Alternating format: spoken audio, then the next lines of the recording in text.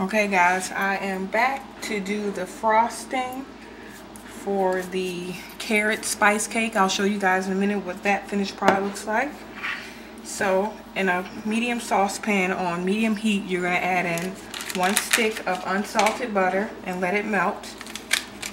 And while that's melting, you're going to get together 1 cup of packed light brown sugar, like that, a 1/2 cup of evaporated milk or heavy cream, whichever one you prefer. You're going to need a 1/2 teaspoon of pure vanilla extract, and that should be it. So it's pretty much 1, 2, 3, 4.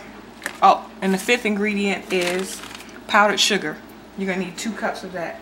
So if you can see in my pan there, the butter is starting to melt, so I'm going to go ahead and add in the brown sugar. And you want this to go until the brown sugar dissolves into the butter.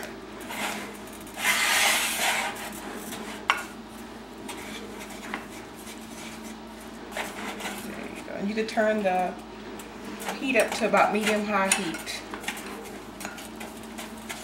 And what you're pretty much going to be making is a caramel sauce, because I did my carrot spice cake in a bundt cake shape, and it's a little bit of a twist on just doing cream cheese frosting or a buttercream frosting.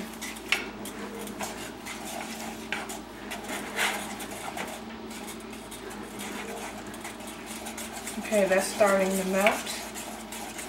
And when you are using the vanilla extract, you want to add that after you take this mixture off of the heat, so that it can retain its flavor and it won't get lost in the sugar. Okay. While that's going, I'm going to go ahead and add in my evaporated milk. I'm also going to add in just a little bit of heavy cream. That was about 1 tablespoon. And you're going to whisk or stir the liquid with the sugar and butter just until it's all combined. It may take a minute.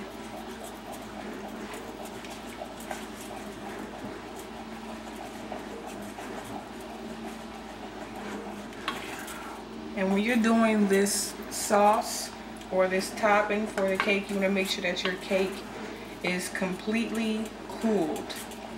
If it's not cooled, then the topping won't have a chance to set up and harden and look like a glaze. The cake will just absorb it. Okay, I'm going to turn up my heat just a little bit more. And I'm going to add in 2 cups of confectioner's sugar. Just dump it all in. You may need to do it in batches, depending on how big of a pot you're using.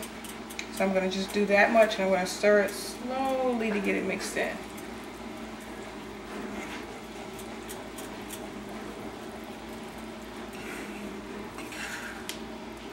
And you'll see it start to thicken up.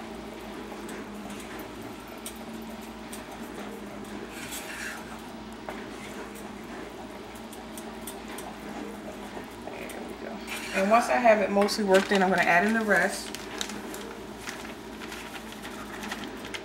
Okay. And stir that in as well.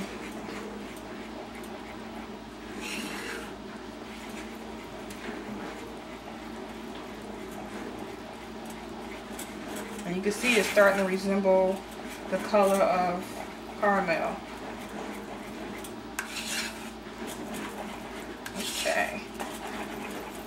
You want to stir it really, really well.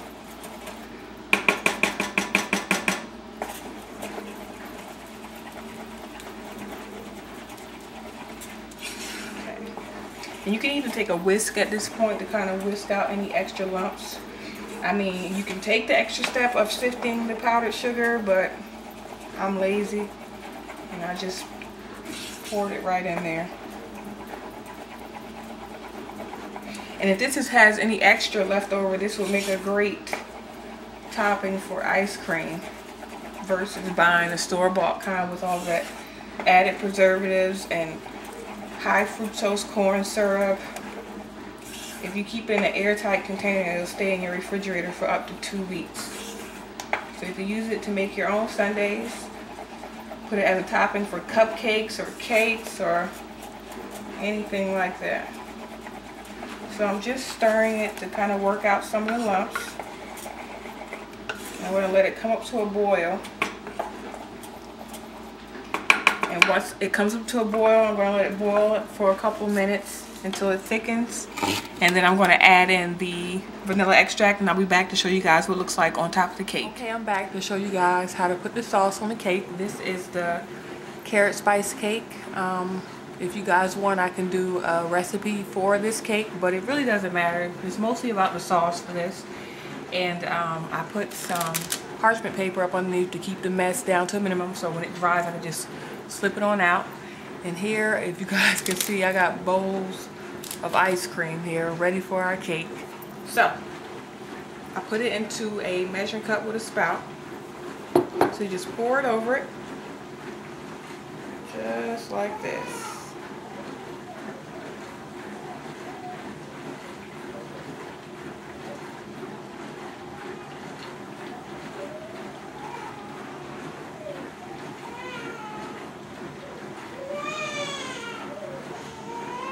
If you hear crying, that's my baby Justice with her daddy. I guess she wants some cake too.